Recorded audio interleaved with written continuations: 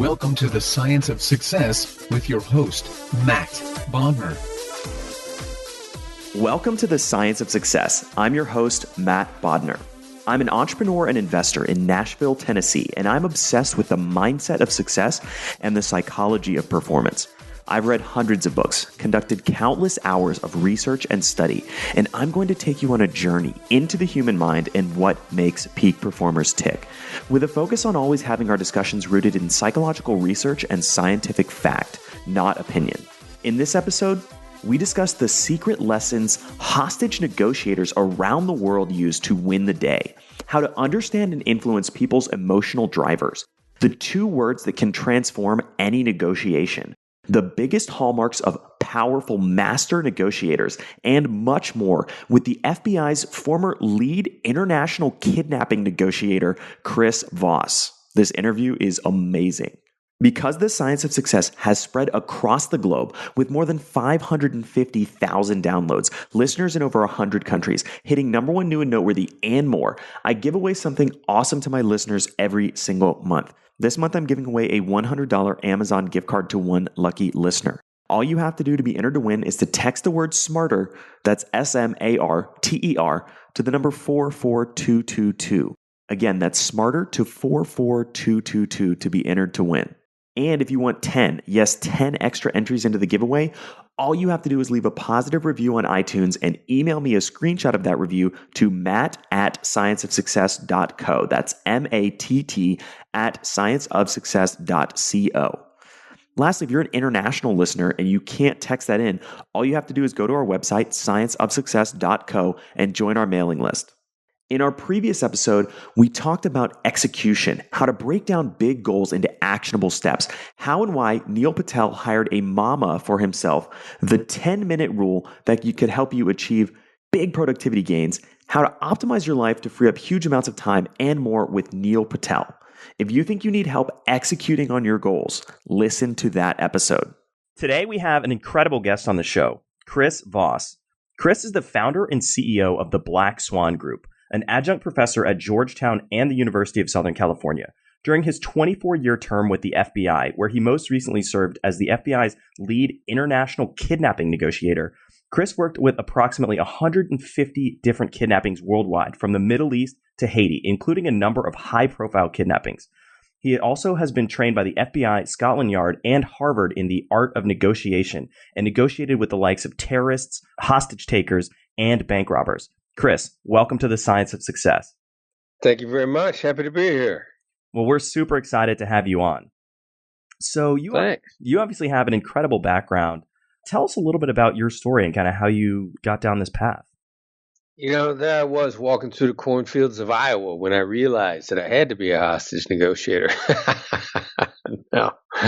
You know, a police officer, FBI agent, New York City, part of the Joint Terrorist Task Force. Actually, I've been a SWAT guy. The crazy thing was I had been on the SWAT team in the FBI, and I had a recurring knee injury. And, you know, Providence, the universe, got me into this whole communication thing, verbal communication. What a concept, right? But I knew we had hostage negotiators, and I decided I wanted to learn how to be a hostage negotiator. And then it led into just basic human communication, and how do we communicate with people who really don't see eye to eye to us, no matter how intense that is. And it was great. I mean, I found it much more interesting and added a lot to the rest of my life. And, now let's make it work in business and personal life. And you've obviously been through some incredibly difficult, tense negotiation situations. One of the concepts that I believe you've talked about, and something that I'm really interested in, is the idea of the behavioral change stairway.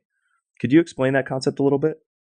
Well, it's the idea that there's a progression of how we get to where we want to go. And the shortest distance between 2 points is not a straight line, is like what I like to talk about in communication all the time, because we want to go directly at what we want. And the stairway is really started as a two-dimensional representation of, we got to make some steps. And each step then becomes a foundation for the next step. And first of it is just basic developing rapport. And you develop rapport, by I'll use a term that puts everybody to sleep, empathy. Most of the time, when was the last time you were at a cocktail party and you had an exciting conversation about the latest developments in empathy? It's not being talked about on CNN, but it's really an indirect route to establishing a great relationship is letting the other side know you understand them and showing them how you understand. And one step leads to another, which basically then puts you in a position to influence other people. It's based on trust, and it's based on really on emotional intelligence. And one step at a time, with each step being a great foundation for the next, and you can influence outcomes. You can change people's minds. And one of the things you've done incredibly well is bring emotion into the process of negotiation, which originally sort of started out as a very dry, logic-driven field. Can you talk about that a little bit? Yeah, well, I'm not bringing emotion in at all. It's there. It's the elephant in the room. I mean, there's this monstrous creature in the middle of every communication, and what we want is based on what we care about. You make every single decision, each one of us, I make all my decisions based on what I care about. And that makes decision making by definition an emotional process. So, my approach is let's stop kidding ourselves. Hostage negotiators don't kid themselves about emotions. So they said, okay, look, this is an emotionally driven situation. Give me a set of tools where I can navigate these emotions. The history of business negotiation has been this fiction that somehow we're rational or we're logical. And that's, I'm sorry. And that's why emotional intelligence has become to the forefront of business success today. Study after study, survey after survey shows that the top performers at every level of business are those who are using the most emotional intelligence, every single level. Even, IT, internet related interactions, you have to be able to communicate with people to get stuff done.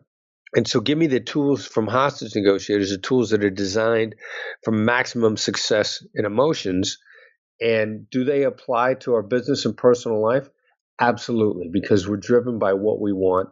And so it's a recognition of the reality of we make our decisions based on what we want, emotional, what we care about, emotional intelligence. And these are the skills. These are phenomenal skills. You made an incredible point, which is that it's not that you're bringing emotion into the process. It's that it's already there. And we just have to learn to work with it and accept and recognize that fact. Yeah, it's just there.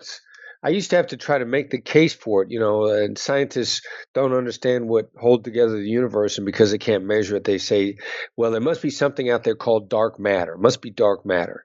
And I used to say emotions are the dark matter of negotiation because, we don't know what it is. We can't wrap our minds around it, but it holds everything together. So, let's recognize that it exists and maximize it. And this stuff is very effective. I mean, you can't get away from it. And you touched on empathy a moment ago. Tell me about how to sort of leverage that, especially in a situation where, somebody listening might think, how can you have empathy for a terrorist or a hostage taker? Right. And you know what? And this is not your grandfather's empathy either. I mean, we've learned enough about it over the years. And that's why I changed the term in my book to tactical empathy. I mean, we know what this is. We know what we're looking for, and we know how it affects people. So I'll tell you in advance, what are the triggers you want to look for? And it changes people's outcomes. It's the real essence of connecting with someone because everybody can help you. There's an old saying, never be mean to someone who could hurt you by doing nothing. And there's pretty much everybody that you interact with can probably hurt you by inaction or choosing not to do something. So if you're willing to accept that that's true, then the flip side is pretty much everybody you interact with can help you in some small way if they feel like it. And they feel like it when you connect with them, when you have rapport with them, when they feel like you understand them. When they look at you and they say, that's right. I believe in what you just said. And it can be something as simple as taking your application and putting it on the bottom of the pile because they didn't like the way you spoke to them, to putting it on the top, or maybe taking your application or whatever you want, your request, and directly walking it in to see the boss at that moment. Or it's the Macy's salesperson who looks two ways to see if the manager's around and then decides to give you the employee discount because they like the way that you talk to them. I've had that happen to me a number of times. Somebody's always in a position to help you if they feel like it. And when you start accumulating this over a long-term period of time, it's a return on your investment, and you find yourself with great relationships and business deals, and somebody comes to you and says, hey, you know what? I looked out for you today. There was this problem coming, and I went ahead and dealt with it because I knew it was going to catch you off guard. And that's the way you become successful over a long period of time. And you're happier, and the people that you do business with like doing business with you. So how can somebody who's listening right now apply the lessons of that you've learned from building empathy or creating tactical empathy for someone like a terrorist or a hostage taker? And, what are some practical ways they could apply that in their own lives? Okay, great question, and I'm glad you brought it back because the exercise, the challenge is, let's define tactical empathy the same way Daniel Goleman calls cognitive empathy. And Goleman says that actually sociopaths are the best at this, and that's simply recognizing what's driving the other side and then articulating it back to them in a way where they feel heard. So this is what's important here is what's not said. I'm not saying you agree. I'm not saying you disagree.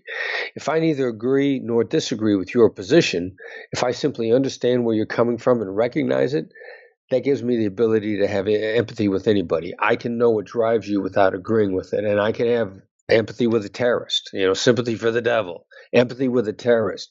Not quite the same thing. I'm not agreeing it. I'm not feeling it. I'm just seeing it.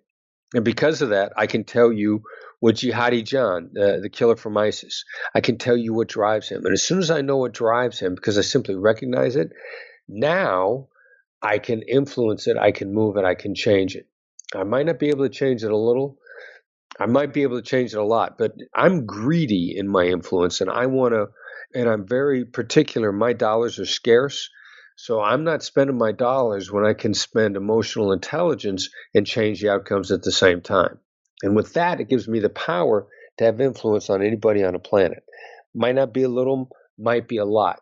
I'm not willing to leave anything on the table, so I'll take whatever influence I can get to try to change the outcome. If you can accept that you only have to see where the other side's coming from to be able to then take apart what their drivers are and maybe dismantle them and rebuild them a little bit, their emotional drivers, you can have influence on anybody on the planet. And that's what a hostage negotiator does. We put ourselves in a position to influence anybody. We don't have to like them. We just have to be willing to influence them. I love that point that it doesn't matter sort of what your starting point is. You can create influence with anybody on the planet if you're able to really dig in and understand what they want, what they're feeling and thinking emotionally, and what drives them. Yeah, and draw. It's important to draw the distinction that understanding is not agreement. Now that scares some people. It scares a lot of people. I can understand Bernie Sanders supporters. I can understand Donald Trump supporters. I can understand Hillary Clinton supporters. I can understand all of them. And as soon as I know where they're coming from, it gives me an opportunity to adjust where they're going. You touched on this concept a moment ago, the idea of, and maybe it's a little bit different, but the idea of mirroring. Can you talk a little bit about that? Yeah, sure. A mirror is, and it's not the mirror that everybody else thinks of. Most people see mirroring as, let me mirror their body language. Let me stand like they stand. If they got their chin in their right hand, let me put my right hand in my chin. If they're leaning against the wall, let me lean against the wall. The mirroring of the physical body language, that's not it. It's simpler and it's actually more powerful. The mirroring a hostage negotiator does, what the difference is, the mirroring is just the repetition of the last 1 to 3 words that someone has said. The last 1 to 3 words that someone has said? Exactly. Just exactly like that. And it's a great simple tool that feels enormously awkward when you do it. When I'm training people, I have them do it right away because the biggest barrier to these skills is not their complexity or their intellectual challenge of understanding them. The barrier here is feeling awkward because it's different. You feel awkward, the other person feels listened to. A mirror triggers, punches a button in somebody else's mind. It's like reword what you just said and go on. It's almost a command. It's the closest thing that a lot of people that I train this say, wow, this is a Jedi mind trick. A Jedi mind trick? It's a Jedi mind trick because people love it and they want to go on. I once, and it was a funny story. It made me look funny, and that's why I included it in the book. I had an employee that was mirroring me for 45 minutes once. I didn't even know it. My son was sitting there, and finally he couldn't take it anymore. He goes, "Stop it! Don't you see what he's doing to you?" And I was like, "No, what's he doing?" He's been mirroring you for the last 45 minutes. You didn't even know it. You just enjoyed talking so much, he kept you going. So it's really just as simple as repeating back the last 3 or 4 words that they said? Right. You pick out 1 to 3 words. And the other problem it solves also is, like most of us, when we say what we mean, we often use words that are very carefully selected for our own brain. And we know what we mean by that, but there's a pretty good chance actually it isn't exactly the way the other person is thinking. And your perfect words are kind of missing the mark. And if somebody says, what do you mean by that? We're most likely to repeat the exact same words, only louder. It's like an American trying to be understood in France. I just say it again in the only louder. And what a mirror does is it flips that switch so the person will repeat what they've said in different words. It's how you get someone to paraphrase themselves is what it really does. It triggers a paraphrase. You don't have to paraphrase for them. You let them paraphrase. And you're going to increase your meaning. The other thing you're going to do, you mentioned moments before, it buys moments for you in the conversation so you get more time to think. And the other thing that mirroring does, and I've got a client of mine who's one of the smartest people I've ever met. He mirrors the other side's negotiation position, so keywords in it every time, because he knows how they respond tells them whether or not they're firm or whether or not they're open for conversation. And when you get someone to paraphrase themselves, that gives you a real clear idea of the firmness of their position. So the idea of buying moments in a conversation, I know you've talked about the importance of listening, and I want to dig into that, but also the idea that if you're focused only on explaining yourself and explaining your arguments, it's really, really hard to kind of step back and understand what the other side is saying. Right. Yeah. Good point. And, you need these moments because some people have described the art of negotiation as letting the other side have your way. Well, how do you let the other side have your way? You got to get the other guy talking, which means you have to be quiet and you have to keep them talking. Winning in a negotiation is not beating the other side, because when you beat the other side, actually you leave resentment planted in them and they want to pay you back if they feel beaten. And what's going to happen is it's going to erode your implementation. And you, as a human being or as a company, revenue is realized when it comes in, not when it's promised, which means you don't make your profit when the deal is signed. You make your profit as the deal is implemented, even if it's an agreement between a husband and a wife. You both realize value as you carry out what you agreed to. And people who feel beaten aren't going to want to implement. They're not going to want to let you realize the revenue, or again, they're going to hurt you when they can by doing nothing. So you buy these moments, so you let the other side talk, that you find out what's possible. Never be so sure of what you want that you wouldn't take something better. You got to hear from the other side what those better things might be. And then when they came up with a great idea that you didn't think of, you look on them and you congratulate them for how smart they are. And then they're going to implement. You're both going to like it and you're both going to be better off. And so you got to let the other side go first in order to get there. So going back a little bit to talk more about how we can be better listeners, tell me about the concept of active listening and how can we cultivate that? Well, it's not just active, but it's proactive. So you cultivate that first. The first and simplest way to cultivate it is to shut the front door, is to, go silent. We talk about moments. What's a moment? A moment is 3 seconds. Give the other guy a chance to speak, and then actually try to paraphrase what he said or ask a clarifying question. There's great power in clarity when you're trying to pull clarity out of the other side. Paraphrase what they've said. Mirror the last 3 words of what they just said to get them to paraphrase. You're designing a communication process that draws the other side out, which the other thing that you want the other side to do is you want them to show you their hidden cards. in every conversation, in every negotiation, there are things that we're holding close to the vest. It's really important to us. That's why we're holding them close to the vest. There are hidden cards, if you will, our proprietary information, our secret information. That happens every time. If you're holding cards, so are they.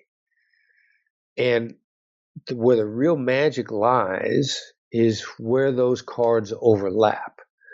So you've got to get the other side to trust you enough by listening, what we used to call active listening, which is not just sitting there with your mouth shut and glaring at them intensely, but it's asking them a good question, asking them what or how. The two biggest great questions start with the words what or how, or trying to draw them out with some clarification and then give the conversation back to them. Most of us, when we talk, we want to talk for half an hour. Ask them a question and let them start talking again. Encourage them. It's a very encouraging process, but it's very much how you get it there. They're black swans, they're hidden information, they're secret hidden cards where you make great deals. The two greatest questions start with the words what or how. Explain that. What and how. People love to be asked how to do something, or people love to be asked, what about this works for you?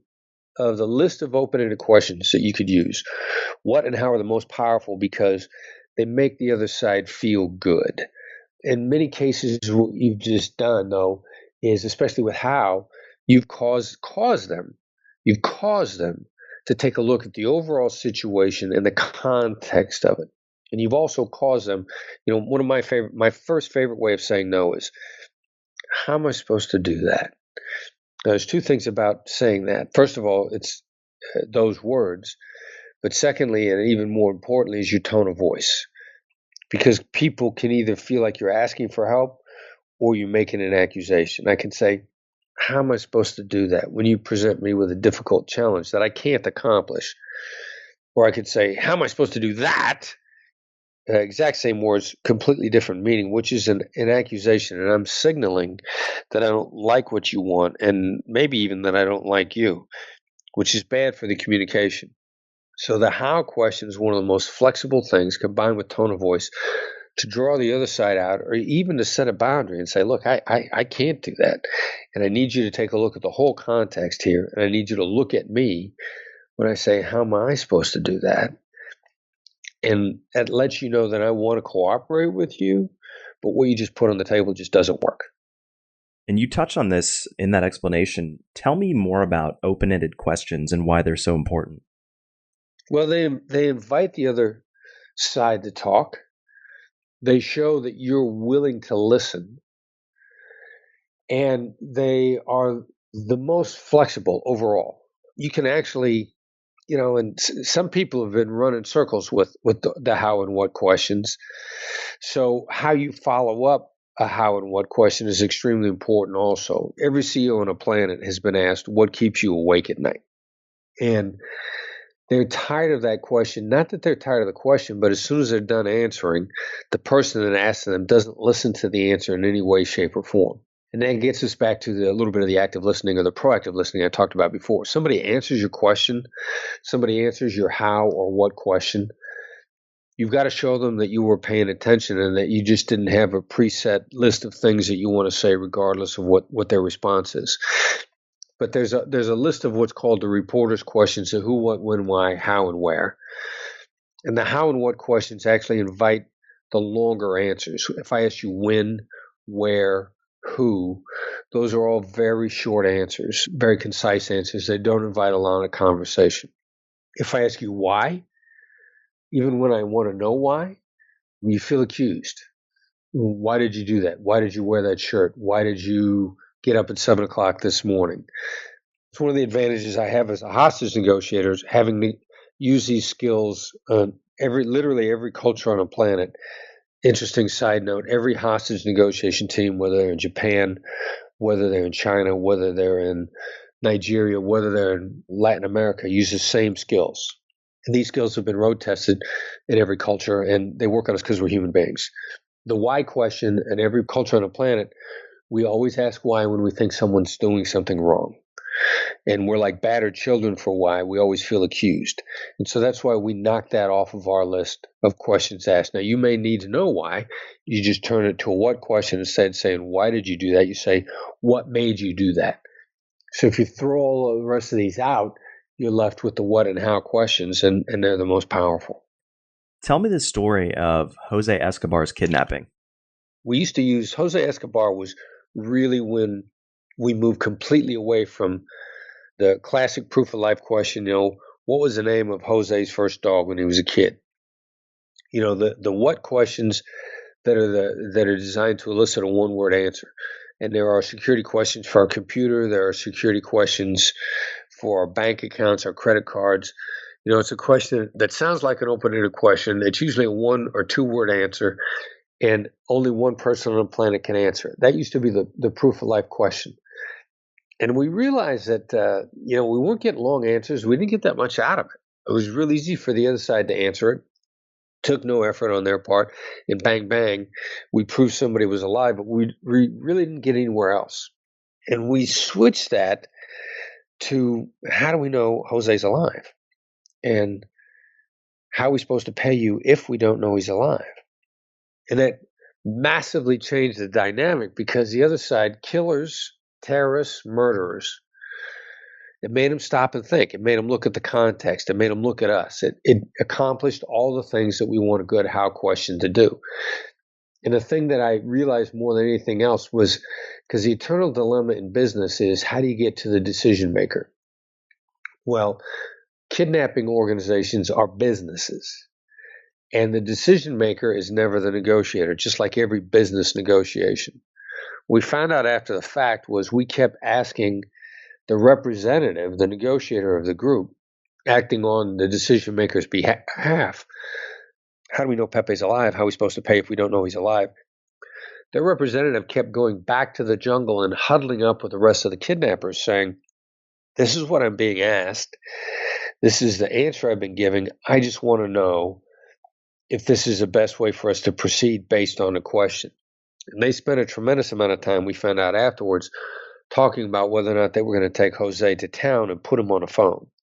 When we realized that adjustment from what was the name of Pepe's first dog, or Jose's first dog, I call him Pepe now and then because that's actually his nickname, and how do we know Jose's alive, it changes the whole dynamic on the other side. And they get together and they work together in ways that we know that we had never made kidnapping groups work together before. Jose ultimately escaped.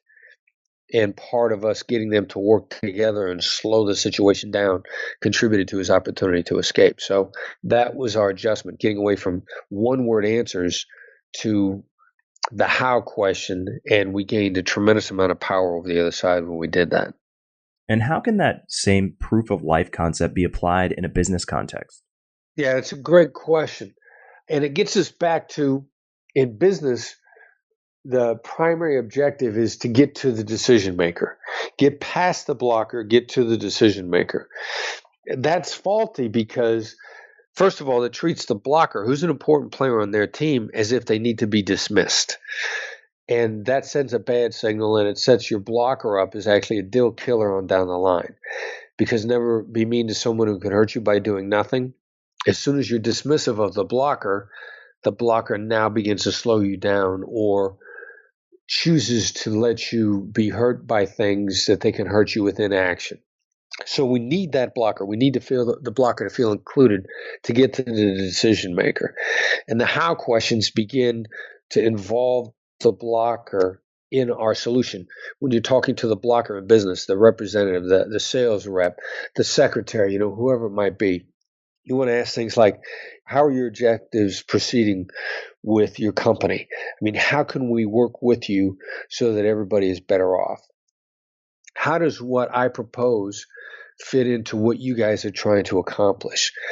How does what I propose fit into what you guys are trying to accomplish? Now suddenly makes your blocker feel involved and want you to succeed, because they're going to answer you and they're going to want their answer to succeed. And as soon as they give you that answer, you now have a collaborator on the other side as opposed to a blocker. And they now start to work with you to work with the decision maker, who's the person you're trying to get to. Because once you get to the decision maker, After you're done talking to them, the decision maker is going to go back to the blocker and say, what did you think of this guy or gal? How did they interact with you? They're going to say, thank you for bringing this person to me because this fits into our objectives. Or they're going to say, don't ever let that guy through again. Your blocker is going to have a tremendous influence on how all of that is teed up to the decision maker. And that's what the how questions are designed to do. Pull the other side together behind your objective. That's fascinating. So what are some of the other parallels you've seen or some of the ideas that have crossed over from hostage negotiation to business negotiation or negotiation in kind of everyday life? Well, the other side always wants more. They just don't know where it is. And as soon as they feel listened to, they're going to be more amenable to other ideas. There are three basic types in negotiation, and they get us back to the caveman response, because a caveman part of our brain, the amygdala, that where every thought goes through there. Evolution hasn't evolved that out of our brain. It's still there. And so when the caveman saw something, he thought, I run from it, I kill it, or I make friends with it. It becomes part of my tribe. Fight, flight, or make friends. I eat it, it eats me, I mate with it. However you want to describe those three basic responses.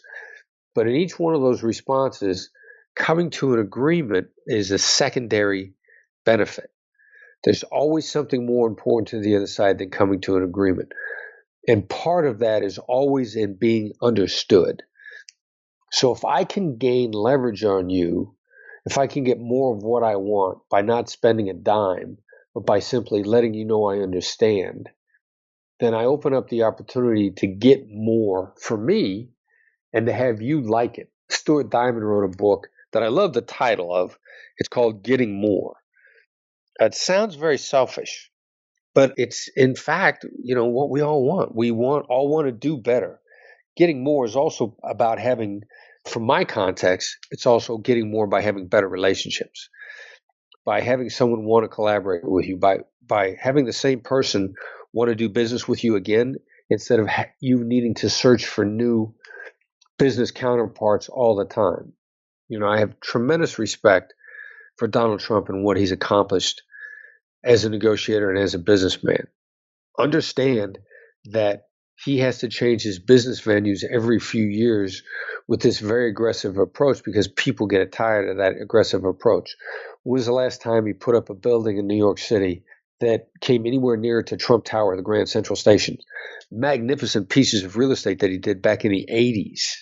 Having to look for new business partners all the time means that he has to continually move from place to place to place. Not all of us have the ability to do this. Most of us, like Warren Buffett, I'd rather be like Warren Buffett because he's got to be not only the richest guy in Omaha, but he may be one of the richest people on the planet. He hasn't gone from place to place to place.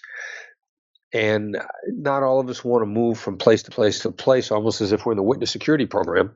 We want to stay in one place and we want to flourish and we want to prosper. And you do that by having great relationships and having people wanting to continue to do business with you. And that's a lot of what this is really designed to do. So you talked about the difference in style between Trump and Warren Buffett. Tell me about how that plays into the three different negotiating styles, which you touched on as well. And describe a little bit kind of what each of those styles are. Well, one style is a very extremely assertive. I suppose that, even more than saying it's assertive, it's aggressive. And the aggressive style is intoxicating because you beat the other side and you have victory and you celebrate. The problem with that is the more people you beat, the fewer people want to do business with you. And what really comes to pass is I was talking to a executive in an energy company in Boston several years ago, the CEO of the company. And in his industry, he developed a relationship of being a very tough negotiator. And after a while, no one would make deals with him. Everybody that he talked to, if by definition you did business with him, he won, that meant you lost. Nobody wanted to do business with him. And he was in a position, he actually had a deal on his desk that he negotiated every single point with the CEO from the other company, and the CEO refused to sign. Having negotiated and agreed to every point, when it came to signing at the bottom, he wouldn't sign. And he said, I know why this guy won't do this. I've got such a reputation as a tough negotiator If he signs a deal, it means he lost, and he knows his board's going to fire him because he lost. And that's the residue of being the very assertive guy. When you always win, the other side always loses. And pretty soon people lose their appetite for that. Nobody wants to do business with you. And to all due respect for Mr. Trump, his businesses are spread all over the world. He doesn't stay in one place. He's not putting buildings up in New York City anymore. He's not building casinos in Atlantic City anymore. He'll build a golf course or a resort in one location, and then he'll have to move on. And my assessment is he's left such a toxic residue with each deal that people don't want to continue to do business with him. That's one type. Now, he actually prefers to be understood, interestingly enough, and the book that he's gotten some criticism over as to whether or not he wrote it. I don't know. The Art of the Deal. I don't know if he wrote it or not. His co-author is bad-mouthing him now, which is another interesting residue of being assertive. But I read that a long time ago. And he was more than willing to talk about and describe the people that could handle him. And there are people that have handled him. His son-in-law is one of them. His son-in-law is not one of the assertive, aggressive types. His son-in-law is very analytical. His son-in-law is very quiet. Ivanka's husband, I believe. And this is the great description of what I refer to as the analytical guy. The analytical guy doesn't like open conflict. He sees it as being extremely non-productive. The analytical guy thinks things through, and you will never discuss a problem with an analytical person until they have at least one solution and probably multiple solutions. So the analytical guy, the non-open combat guy, can do very well with the assertive negotiator. And you see that play out in Donald Trump's organization with the people that he seems to have the most respect for. So that's a second type. And then a third type is the person who's relationship-oriented. And they make friends. They bring you into their tribe. They want you to be part of their life. They want to have a long-term, ongoing relationship with you.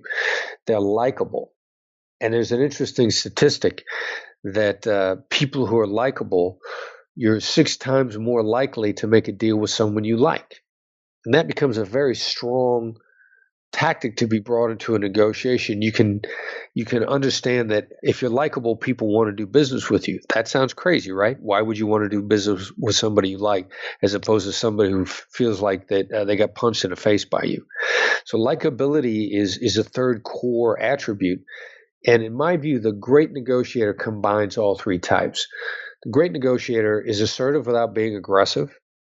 The great negotiator thinks things through and comes up with multiple options.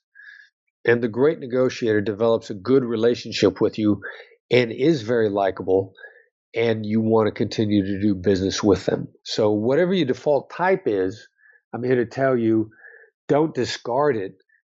Add to it. Add to it by evolving and improving, not by changing. You've said before that you would never lie to anyone that you're not going to kill. Tell me about that. Yeah, that was, that came up because when I went through Harvard Law School's negotiation course as a student, and I'm the only FBI agent, I think, that ever went through the class who wasn't a student. They said, what do you feel about lying? Because they're very much against lying. Lying is a bad idea. And I said, well, as a hostage negotiator, I never lie to anybody that I'm not going to kill. And even then, I probably don't do it because somebody they know is going to find out about it. And I'm going to have to pay for it. I mean, lying is this great seductive trap. Maybe I can just get what I want right now if I just tell this one lie, and I'll fix it later. Well, there's a couple problems with that. You just set a ticking time bomb on yourself that's gonna blow up because nobody likes being lied to. That's the first problem. Second problem is, what if they were trying to trap you into lying to begin with? Most people, the practice liars, try to trick us into lying to see if we will. I mean, they say it a million miles away. And there are some negotiators that actually try to seduce you into a lie early on so they can see your first tell. They'll ask you a question they know that you won't give you a straight, direct response to. So many times the temptation to lie is actually a trap set by the other side. All right, so let's pretend like it's not a trap, and most of the time it is. If I lie to you, you're going to make me pay for it. And then when that trust is broken, you're never going to believe me again. And if I could get away with that lie and I never have to deal with you again, since you're in my world to begin with, you're going to tell somebody that I lied to you. And my reputation is going to precede me. There's an old phrase, do something wrong or do something right. 3 people know about it. Do something wrong. 12 people know about it. So there's a 12x multiplier on lying. And that gets around, and then pretty soon you're done in your community, and you're going to have to join the witness security program because you're going to have to move on. So there's just so many things wrong with lying. It's just such a bad idea.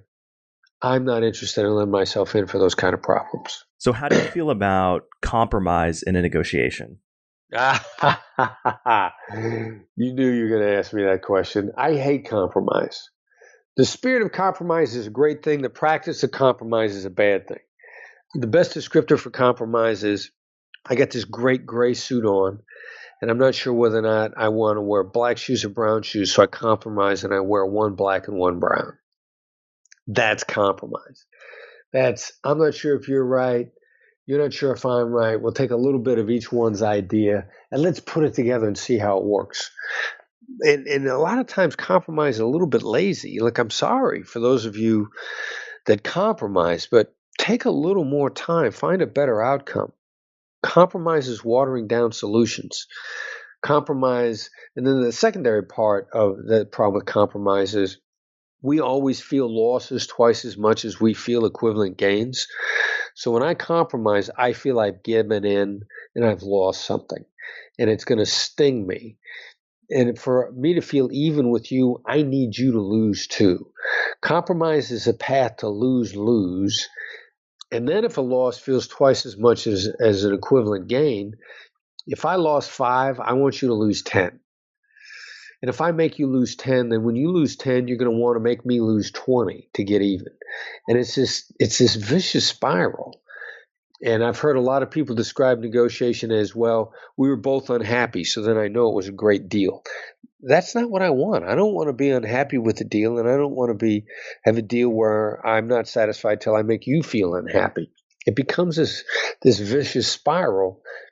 And if you just take a little more time and maybe hear the other side out, maybe they'll throw something on the table that you really like, and instead of asking them to compromise, you take their better solution. That gets you out of the vicious spiral and maybe puts you into a virtuous circle where things are going better all the time instead of we're getting each other back. So compromise is a dangerous whirlpool trap that I just don't want to get sucked into. Tell me about the idea of shaping what is fair in a negotiation. Fair is the F word. You just use the F word on me in a negotiation. Oh my God. Fair is this emotional bang, bang word that if I say to you, look, I just want what's fair, which is said all the time, I've just accused you of being unfair. It's what manipulative negotiators do. It's what the NFL owners did when they locked the players out. The NFL players said, we'll be happy to come back to work as soon as you open the books and show us that what you're offering us is equitable based on revenue. And the owners didn't want to answer that question. So they said, we've given the players a fair offer. It was a cover for a position of weakness.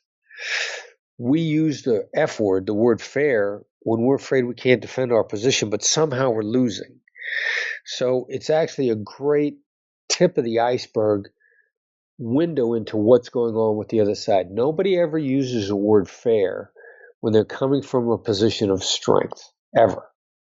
Because if they got a position of strength, they'll just lay it out. We often use fair when we're afraid of a loss coming our way and we can't defend ourselves from that loss. And interestingly enough, I tell in all the masters of business administration programs that I teach in, watch for the word fair, and I'll bet you'll see it come up in nearly every negotiation you have.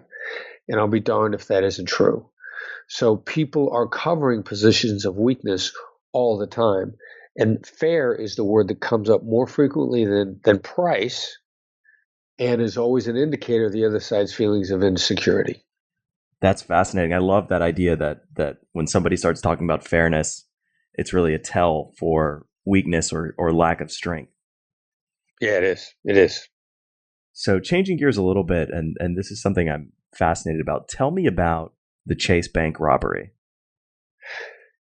Yeah, well, bank robberies with hostages happen all the time in the movies, and in the real world that we live in, it happens about once every 20 years in the entire country. So I was fortunate enough to negotiate at the Chase Bank, a bank robbery with hostages. And literally, it was in New York City, and the last bank robbery with hostages in New York City was 20 years before that. We get into this bank robbery, and we expect bank robbers upset about being trapped. And we get a stone cold manipulative guy on the other side who is absolutely convinced that he can work his way out of this. And he was the first time I learned about the use of personal pronouns. We couldn't get this guy to use I, me, or my. I want, this is my idea. This isn't making me feel good. We couldn't get him to use a singular personal pronoun to save his life. He always used we, they, and them. He always talked about the other guys in the bank as being the more dangerous ones. I'm not sure because I don't know what they're going to do. He was always laying it off on them. I've come to find out that this is the hallmark of powerful negotiators in business. If you're sitting across the table from someone that is constantly talking about the people that are not at the table, the rest of his team, my board of directors, the guys that are not in the room, that is a sign of the dominant decision maker in the group. They are covering their influence with plural pronouns because they do not want you to corner them. And in the Chase Manhattan bank robbery, we had the mastermind of the bank robbery on the phone from the very beginning. He had manipulated everybody, and he was hiding that manipulation from everybody, and he didn't want us to know that he was a ringleader. So he was happy to pick up the phone and tell us about the other guys that were inside, and he had to ask permission from them. He was constantly laying it off on them. I saw this in a kidnapping in the Philippines about 10 years after that, and have come to learn that the dominant decision maker will avoid singular pronouns like the plague. He's hiding, or she is hiding, their influence. So you're talking to somebody who's always using plural pronouns and trying to defer to others. You're talking to a powerful and influential person, and they know it, and they don't want you to corner them. And that was the biggest lesson in the Chase Manhattan Bank. It's such a fascinating story, and obviously an incredibly important negotiating lesson as well. Thank you for sharing that. What would one piece of homework be that you might have for some of the people listening to this podcast? Watch the interactions around you just a little. Watch people talking at each other because they both want to go first. And watch when one of them gets tired and the other keeps talking at the tired person, you'll see the tired person try to get the other side to shut up by saying, "You're right, you're right, you're right." Watch the number of agreements that one person thinks was made when the other person just said, "You're right," with no intention of following through. Study the dynamics around you just a little bit, and you'll see that if you'll listen first, you're going to save a lot of time. And you'll see that "you're right" is what people say to you to get you to be quiet. And when you can get out of that, the homework then is try to get people to say "that's right" instead of "you're right," and then see what happens. I can promise you that amazing things will happen. What are some resources you would recommend for listeners who want to do some more research about negotiation and some of the things we've discussed today? All right, so I'm going to say I want you to buy my book, Never Split the Difference. I think you're going to get a return on your investment before you finish the first chapter. I think it's a great book, primarily because I got a great co-author who wrote a readable book. And the feedback that we've gotten back constantly from everybody that's read it is it's usable, it's counterintuitive, and it's an easy read. It's not unusual to have somebody tell me they've read it multiple times. So I'm going to ask you to buy my book. Now, we got a bunch of stuff on a website, blackswanltd.com, that's complimentary. It's free. We give away a lot of free stuff. We've got a twice a month negotiation advisory newsletter that's very short pieces that give you usable information that comes out twice a month. It's called The Edge, and it's free. We've got a variety of different short PDF reports that'll supplement your negotiation. Those are free. We've got some email negotiation lessons that we charge you for, and I think that they're a great buy. You're going to get 7 times your value out of anything that you buy from us, and you're going to get a tremendous amount of value off our website and the free stuff also. BlackSwanLTD.com. BlackSwanLTD.com. And I can agree. Chris's book is amazing, and he obviously, anybody listening to this can tell that he has been through some incredibly difficult negotiations, and there are a ton of lessons from his book. Well, Chris, this has been amazing. I'm so fascinated with your story and your background and all the work that you've done. I just wanted to say thank you very much for being on the Science of Success. Matt, you were awesome. Thank you for having me as a guest. Thank you so much for listening to the Science of Success. Listeners like you are why we do this podcast. The emails and stories we receive from listeners around the globe bring us joy and fuel our mission to unleash human potential. I love hearing from listeners. If you want to reach out, share your story, or just say hi, shoot me an email. My email is matt@scienceofsuccess.co. That's matt@scienceofsuccess.co. I would love to hear from you, and I read and respond to every single listener email. The greatest compliment you can give us is a referral to a friend, either live or online.